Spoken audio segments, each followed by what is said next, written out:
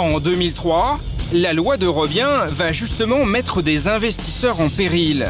À l'époque, le ministre du Logement, Gilles de Robien, cherche à tout prix à relancer la construction et va donc pousser les Français à investir dans la pierre.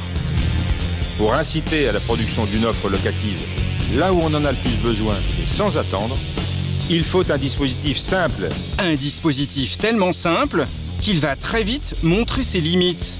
Rapidement, les critiques pleuvent. En fait, la loi Robien ne contraint en aucun cas les promoteurs à construire des immeubles là où il y en a réellement besoin. Des centaines de programmes vont alors pousser un peu partout en France, même en pleine campagne, où il y a très peu de locataires potentiels. Les Français réalisent malheureusement trop tard qu'ils ont investi sans précaution dans ces appartements et qu'ils se sont fait piéger par la promesse fiscale.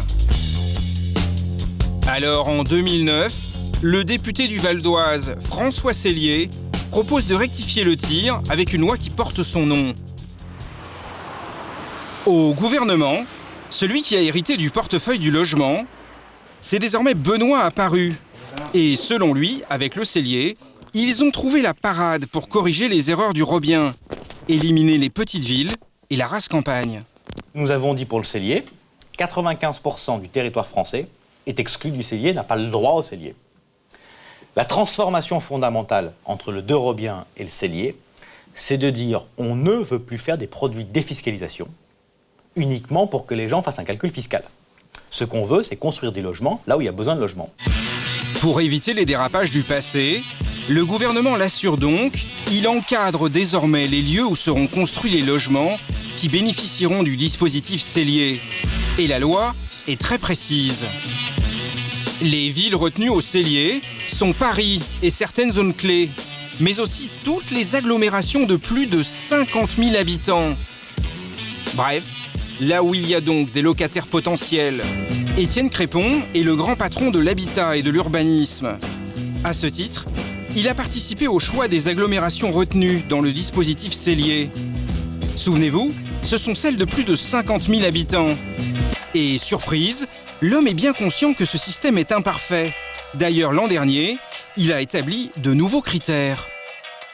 Dans le cadre du travail que nous avons fait en 2009, le choix a été fait de ne plus se limiter à ces seuls critères de population, mais d'introduire des critères de tension du marché. En s'appuyant sur des statistiques sur le marché de la location, il a dressé 3 scénarios plus ou moins sévères pour savoir si certaines agglomérations ne devraient plus être éligibles au Sellier.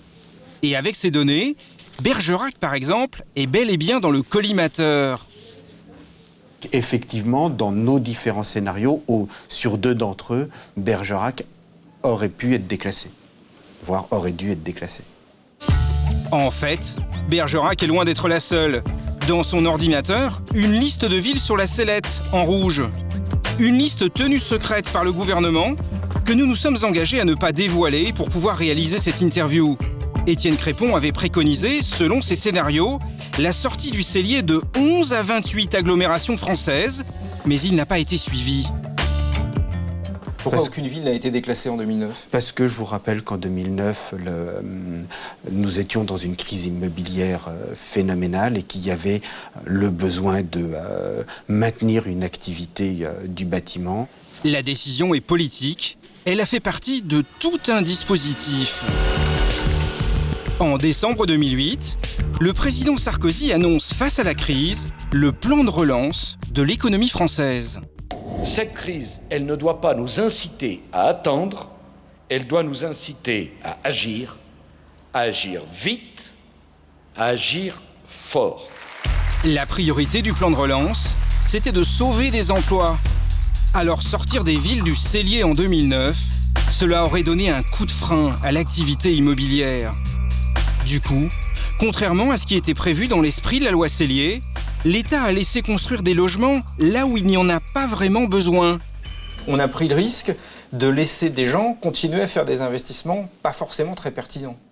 Je crois que là, on touche la limite du dispositif Sellier, qui est de dire il y a des endroits où il n'est pas judicieux et il est interdit de faire du Sellier. Au-delà de ça, c'est aussi à l'investisseur de vérifier quand il fait un investissement immobilier, un investissement de plusieurs dizaines, voire plusieurs centaines de milliers d'euros, de vérifier l'état du marché, de vérifier s'il a des chances de trouver un locataire.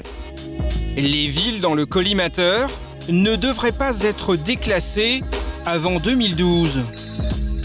D'ici là, le gouvernement l'a annoncé, les avantages fiscaux que présente aujourd'hui le dispositif Sellier vont connaître des modifications à la baisse.